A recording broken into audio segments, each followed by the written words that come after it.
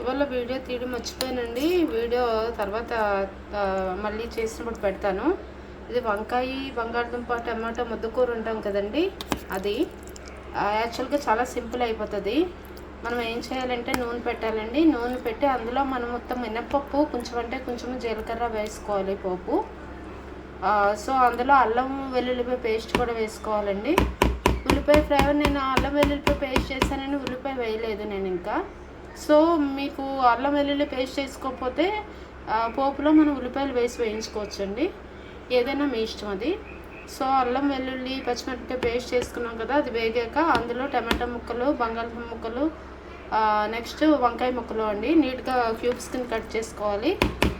Cut చేసుకుని వేసేసి ఉప్పు, పసుపు, కొంచెం కారము వేసి మూత పెట్టేయాలండి. దగ్గరికి మగ్గిపోతుంది. చూసారు కదా ఎంత ఎమ్మీగా రెడీ అయిపోయిందో. తీసే ముందు కొంచెం రెడ్ చిల్లీ పొడి యాడ్ చేసుకుంటే చాలా బాగుంటుందండి. తప్పకుండా ట్రై చేయండి, లైక్ చేయండి. Thank you for watching.